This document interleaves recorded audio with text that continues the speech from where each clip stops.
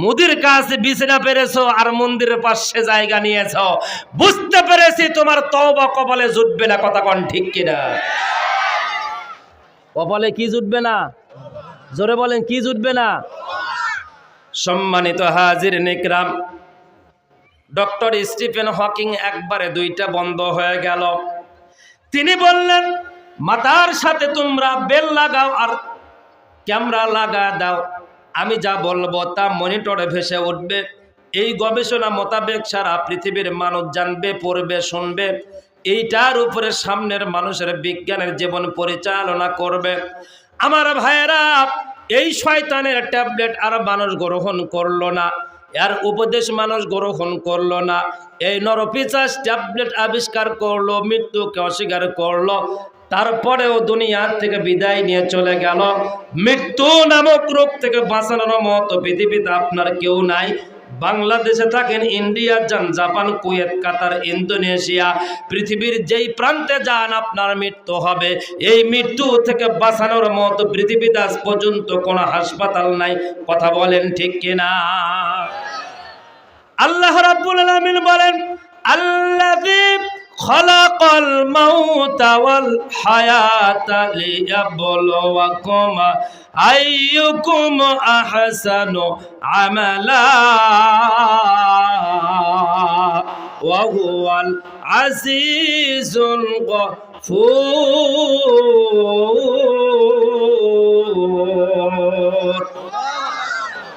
আমি আল্লাহ তোমাদের মৃত্যু থেকে তোমাদেরকে যে জীবিত করেছি, আমি আল্লাহ আবার এখান থেকে তোমাদেরকে মৃত্যু দিয়ে দিব। কিন্তু বান্দা, তার মাঝখানে কিছু সময় আমি আল্লাহ তোমাদেরকে দিয়েছি। শুধুমাত্র হায়াত, মৃত্যু দিলাম, এরপরে হায়াত দিয়েছি। হায়াত আর মৃত্যুর মাঝখানে যে সময়, এই সময়টা তোমাদেরকে পরীক্ষা নেওয়ার জন্য, ইন্টারভিউকে পাস কে করবে, কে ফেল করবে, দুনিয়ার জিন্দেগিতে ভালো ভালো কাজগুলো কে করে আসতে পারে, সেই জন্য আমি আল্লাহ তোমাদেরকে দুনিয়াতে পাঠাইলাম। আমার ভাইরা, আমার বন্ধুগণ, আল্লাহ পাকে আয়াতের সর্বশেষ জায়গায় বললেন যে লিয়াবলুয়াকুম আইয়ুকুম আহসানু আমালা, তোমাদেরকে আমার হুকুম পালন করার জন্য দুনিয়াতে পাঠাইছি। আল্লাহর হুকুম হালাল খাওয়া, আল্লাহর হুকুম মিথ্যা কথা ছাড়া, আল্লাহর হুকুম সত্য কথা বলা, আল্লাহর হুকুম সুদ জিনা ব্যভিচার থেকে বেঁচে থাকা, আল্লাহর হুকুম ওজনে কম না দেওয়া, আল্লাহর হুকুম মানুষকে কথা দিয়ে কষ্ট না দেওয়া, আল্লাহর হুকুম গরিব দুঃখী সকল মানুষের সাথে মিলেমিশে চলা, আল্লাহর হুকুম খাদ্যে ভেজাল না দেওয়া, আল্লাহর হুকুম জালভোট না দেওয়া, আল্লাহর হুকুম ভালো ভালো মানুষের পক্ষে থাকা। এ কথাই আল্লাহ কোরআনুল কারিমে সূরা মুলুকের ভিতরে বলেছেন, লিয়াবলুয়াকুম আইয়ুকুম আহসানু আমালা। এটাই আমার হুকুম পালন করতে পারলে সফল, পালন করতে না পারলে ব্যর্থ। যে ব্যর্থতার জীবনের শেষ সীমাহীন, দুঃখ আর যন্ত্রণা ঘুচানোর মতো কেউ থাকবে না। কথা বলেন ঠিক কিনা? সম্মানিত হাজিরিন ইকরাম, আল্লাহ পাক বললেন, লিয়াবলুয়াকুম আইয়ুকুম আহসানু আমালা। বান্দা, হুকুম পালন করার জন্য দুনিয়াতে পাঠাইলাম, কিন্তু আল্লাহর হুকুম বিগত 15.5 বছর কতটুকু পালন করেছেন? 15.5 বছর বাদ দিলাম, বর্তমান কতটুকু হুকুম পালন করতেছেন? আমার ভাইরা, আমার বন্ধুগণ, বর্তমান সব চাইতে বেশি দেখা যাচ্ছে মানুষ আল্লাহর হুকুমের চাইতে মানুষের হুকুম বেশি, এটা কমান্ডটা মেনে চলে, আল্লাহর হুকুম ততটা মানুষ মানে না। কথা কোন ঠিক কিনা? এই জন্যই আল্লাহ পাক বলেছেন, ওয়ালাকাদ যারআনা লিজাহান্নামা কাসীরাম মিনাল জিন্নি ওয়াল ইনসি লাহুম কুলুবুল লা ইয়াফকাহুনা বিহা ওয়া লাহুম আ'য়ুনুল লা ইবসিরুনা বিহা ওয়া লাহুম আযানুল লা ইয়াসমাউনা বিহা উলাইকা কাল আনআমি বাল হুম আদল ওয়া উলাইকা হুমুল গাফিলুন।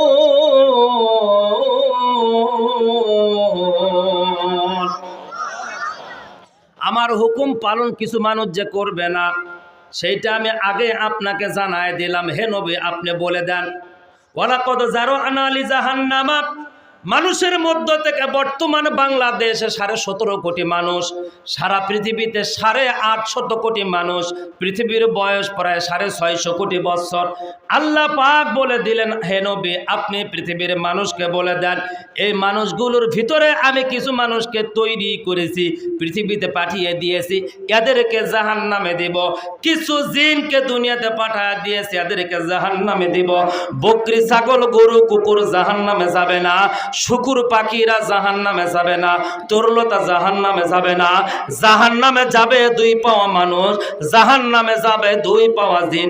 কথাটা কার?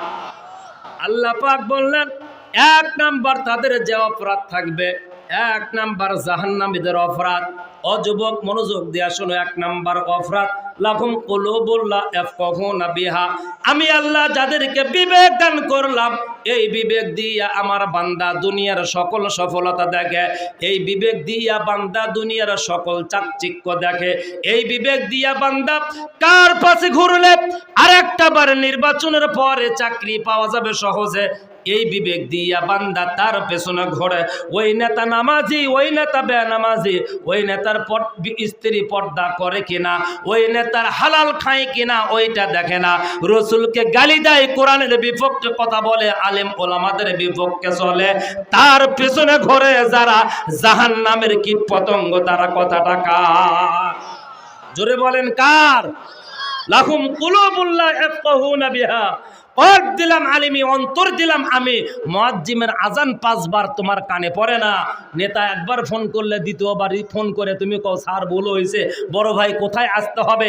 তোমার বড় ভাই একবার ফোন করলে যদি তোমার কষ্ট লাগে, তোমার আল্লাহ তোমার গ্রামের মসজিদে 5 বার ডাক দিয়েছে, সারা দাও নাই কেন?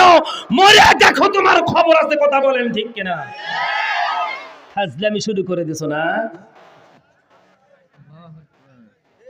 ডক্টর জিল্লুর রহমান তত্ত্বাবধায়ক সরকারের যিনি উপদেষ্টা ছিলেন বিগত সময়, বর্তমান তিনি দায়িত্ব পালন করতেছেন, ব্রিগেডিয়ার জিল্লুর রহমান, তিনি আজকেই যে কথাটা বলেছেন, তিনি বাংলাদেশের সকল মানুষকে অনুরোধ করে বলেছেন, উচ্চ শিক্ষিত একজন মানুষ, ফার্স্ট ক্লাস একজন নাগরিক, বাংলাদেশের ব্রিগেডিয়ার মানুষ, তত্ত্বাবধায়ক সরকারের সময় তিনি উপদেষ্টা ছিলেন। তিনি বললেন আমি আপনাদের কাছে অনুরোধ করতেছি, আপনার ভোটের মাধ্যমে যেন দ্বিতীয়বার আর কোন চোর বাংলাদেশে আসার সুযোগ না পায়। জোরে কোন মারহাবা। ধন্যবাদ জানাই ডক্টর জিল্লুর রহমান সাহেবকে, এত বড় একটি কথা সাহস নিয়ে বলার কারণে। যা হয়েছে অতীত হয়েছে, সামনের দিন আল্লাহ যেন কোরআনের একটি বাংলাদেশ দিয়ে দেয়। জোরে কোন আমিন। একসাথে এই বাম সাইডের লোক কথা কয় না ঘটনা, জোরে কোন আমিন। না এবার কষে বাংলাদেশের মানুষ তো না গুতেলে তো বোঝে না, চেতন হয় না। 1 নাম্বার অপরাধ, যার কলব আছে, অন্তর আছে, আল্লাহর ডাক যারা শুনলো না, নেতার ডাক শুনলো, ছেলেমেয়ের ডাক শুনলো, বন্ধুর ডাক শুনলো, আল্লাহ পাক বলে এদেরকে আমি জাহান্নামে দিব। জোরে কর নাউজুবিল্লাহ। আমার ভাইয়েরা, 2 নাম্বার আল্লাহ রাব্বুল আলামিন বলেন ওয়ালাহুম আ'য়ুনুল্লা ইবসিরুনা বিহা।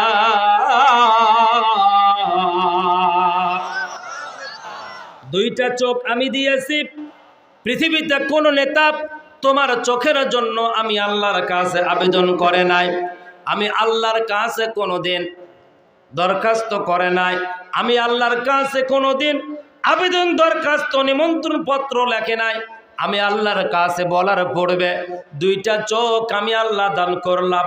যার চোখ নাই রে বান্দা, তার কাছে জিজ্ঞাসা করো।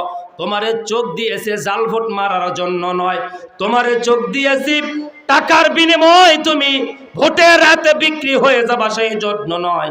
তোমারে চোখ দিয়েছে আমি আল্লাহ পাক দুনিয়াতে চলাফেরা করবা, চোখ দিয়েছে কোরআন পড়বা, চোখ দিয়েছে হালাল পথে চলবা, হারামটা ছেড়ে দিবা, চোখ দিয়েছি বান্দা হাদিসটা পড়বা। যেই দিকে রাসূল চলেছেন, সাহাবারা চলেছেন, যেই দিকে চলতে গিয়ে রক্ত আর জীবনটা সংখ্যাজনক, জেল জরিমানা অতীত আলেম ওলামারা দিয়ে তারা পরীক্ষা দিয়ে দুনিয়া থেকে বিদায় নিয়ে চলে গিয়েছেন। ওই পথে চলবা, ওই পথটা হলো জান্নাতের পথ, ওই পথটা হলো সুখের পথ, ওই পথটা হলো ইহদিনাস সিরাতাল মুস্তাকিমের পথ। কিন্তু চোখ আর বিবেক দেওয়ার পরে বান্দা সাময়িক সময়ের শান্তি, আনন্দ, বিনোদন এইটা যদি গ্রহণ করো, আল্লাহ পাক বলল তোমাকে জাহান্নামে দিব, সেই জন্যই আমি জাহান্নাম তৈরি করেছি। জোরে বলেন না নাউজুবিল্লাহ। নাম্বার 3, 2 চলে গেল, নাম্বার 3 আল্লাহ রাব্বুল আলামিন বলেন ওয়ালাহুম আযানুল্লাহ ইয়াসমাউনা বিহা। জোরে বলেন আল্লাহু আকবার। আল্লাহ পাক বললেন সর্বশেষ, ও বান্দা 1 নাম্বার বিবেক দিলাম, 2 নাম্বার চোখ দিলাম, 3 নাম্বার কান দিয়ে দিলাম। বান্দা একটা বার ভাবো না, কানটা কেন দিলাম, চোখটা কেন দিলাম, বিবেকটা কেন দিলাম? বিবেকহীন মানুষের কাছে কোনো মানুষ যায় না, তার কাছ থেকে কেউ জাল দলিল মানে দলিলের সই করেও নেয় না। দোকানে বসলে দোকানের ক্রেতা দাঁড়িয়ে থাকে, জমির দলিল করলে গ্যারান্টেড হয় না, ভোটও চাইতে যায় না, ভালো ঘরে বিবাহ শাদীও করে না রে বান্দা। অথচ তোমারে বিবেক দিলাম, কান দিলাম, চোখ দিয়ে দিলাম শুধুমাত্র আমার হুকুম পালন করার জন্য বান্দা। সামান্য তুমি খাও, তোমার চাইতে হাজার হাজার কোটি গুণ বেশি সমুদ্রের প্রাণীগুলো খায়, জঙ্গলের প্রাণীগুলো খায়।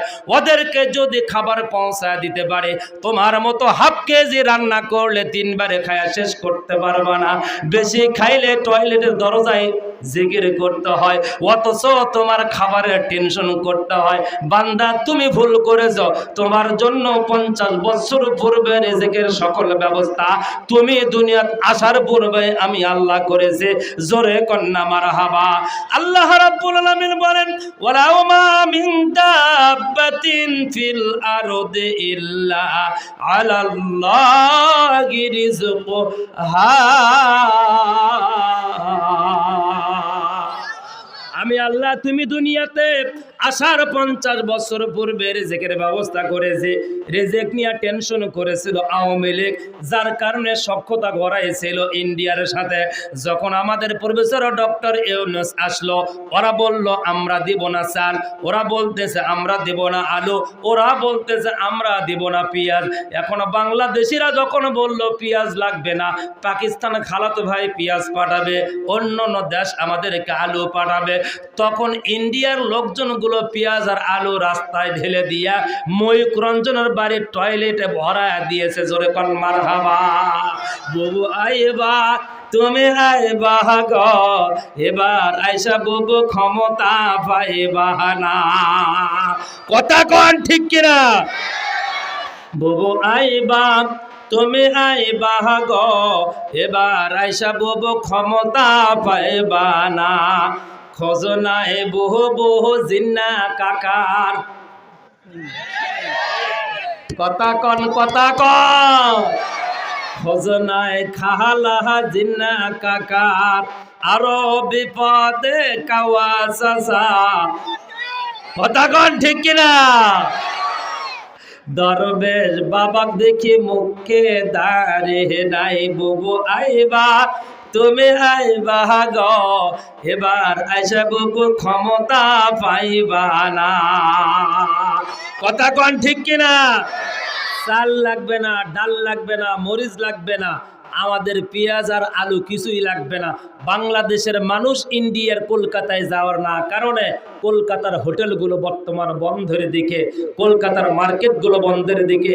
ইন্ডিয়ার পশ্চিমবঙ্গের এমন কোনো প্রদেশ নাই যেই প্রদেশে আল্লাহ আমারে নেয় নাই। ও বিষয়ে আমি ভালো জানি। বুঝাইতে পারলাম? কারণ ইন্ডিয়া টেনশন করে জমিতে আলু লাগানোর পর এইটা আমাদেরকে বিক্রি করতে হবে, খাইতে হবে, এরপরে এইটার কিছু টাকা রাখতে হবে সামনের বছর আমাদেরকে আবার চলার জন্য। কথা বলেন ঠিক কিনা? পৃথিবীর কোন মুসলমান ওই টেনশন করে না। প্রত্যেকটা মুসলমান একটাই টেনশন করে, যদি আমি আল্লাহর উপরে বিশ্বাস আর ইস্তেকামাত রাখতে পারি, আমার আল্লাহ না খেয়ে মারবে না। কথা বলেন ঠিক কিনা? সমুদ্রের ভিতরে যদি একটা প্রাণী পাথরের ভিতরে থাকার পরে তাকে আল্লাহ পাক রিজিকের ব্যবস্থা করতে পারে, তাহলে বাংলাদেশের মুসলমান এতটা নির্যাতিত, নিষ্পেষিত, অবহেলিত, পদদলিত, জেল জরিমানা, ফাঁসির রশিতে ঝুলে বাংলাদেশের মুসলমান সাহাবাদের মতো পরীক্ষা দেওয়ার পরে ওই আল্লাহ আমাদেরকে মারবে না। কথা বলেন ঠিক কিনা? আল্লাহ মারবে? যদি মারে তাহলে স্বৈরাচারীদের নেতা আর কর্মীদেরকে মারবে, যার কারণে ওরা সব ইন্ডিয়া যায় জায়গা নিছে। পৃথিবীতে আর কোনো দেশ পাইলে না। ওই দেশের থেকে তারা গিয়া কাদের নির্দেশে, হাসিনার পরামর্শে তারা গত পরশু দিনে একটা চাপাই নবাবগঞ্জে এরকম ঢেল মারছিল, ফুটটুস করে ফুটে গেছে। যেমনি ফুটটুস করে ফুটছে, বাংলাদেশের জনগণ হাতত লাঠি নিয়ে দু কেন পাগলা, ওরা বম মারলে লাঠি নিয়ে গেলে হবে, কয় হুজুর যা হয় হবে, আমরা থামো, ওরা মারবি কে বল? তাহলে সাহস কি বাংলাদেশের? কথা কোন ঠিক কিনা? বাংলাদেশের মুসলমানের সাহস লাঠিতে নয়, মুসলমানের সাহস হাতে নয়, মুসলমানের সাহস প্রফেসর ডক্টর ইউনূসে নয়। বাংলাদেশের মুসলমানদের সাহস একটি জায়গায়, সেটার নাম হলো লিল্লাহে তাকবীর, লিল্লাহে তাকবীর। এই স্লোগান দিয়ে মুসলমান যত জায়গায় আগাইছে, মুসলমান কখনো পরাজয় বরণ করে নাই। সামনের নির্বাচনে লিল্লাহে তাকবীর দিয়ে যে দল মাঠে নামবে, ওই দলের পিছনে কারা কারা, কোন কোন মায়ের সন্তান থাকবে, হাত তুলে দেখা। লিল্লাহে তাকবীর, লিল্লাহে তাকবীর। এটা কি আমার বাবার তাকবীর, আমার মায়ের নামের তাকবীর, দিলওয়ার হোসেন সাঈদীর তাকবীর, জামাত ইসলামের তাকবীর? এই তাকবীর এই তাকবীর দেওয়ার পরে, শোনার পরে যাদের গা জ্বলবে, মনে রাখতে হবে আর মায়ের রক্তের সমস্যা আছে, এর বাবা বৈধ পন্থায় জন্ম দেয় না। কথা বলেন ঠিক কিনা? কষ্ট হয় নাকি? সম্মানিত হাজিরিন ইকরাম, এই তাকবীর হলো কোরআনের, এই তাকবীর হলো সাহাবাদের, এই তাকবীর হলো রাসূলের, এই তাকবীর হলো নবীর, এই তাকবীর আল্লাহর কোরআন এবং আল্লাহর পছন্দনীয়। কথা বলেন ঠিক কিনা? এই তাকবীর দিয়ে যে দল মাঠে নামবে, যে দল রাজনীতি করবে, ওই দল ব্যতীত অন্য কোন দলের সাথে ঘোরা মুসলমানদের জায়েজ নাই, জায়েজ নাই, জায়েজ নাই। সম্মানিত ভাইয়েরা আমার, আল্লাহ রাব্বুল আলামিন সর্বশেষ এই তিনটা জিনিস